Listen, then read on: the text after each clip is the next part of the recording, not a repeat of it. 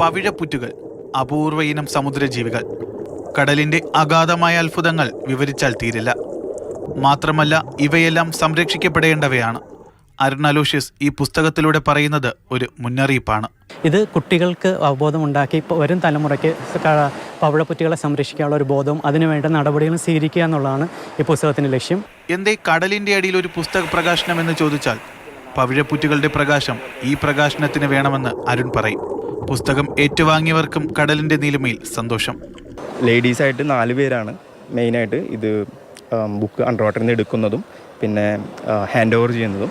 കടലറിവ് കൂടുതലായിട്ട് ഉണ്ടാക്കാനും ഒരു വിസ്മയ കാഴ്ചയായിട്ട് കടലിനെ നോക്കിക്കാണാനും പുസ്തകങ്ങൾ വായിക്കാനുമൊക്കെയുള്ള ഒരു സന്ദർഭം ഈ പുസ്തക പ്രകാശനം നൽകും എന്ന് തന്നെയാണ് വിശ്വാസം.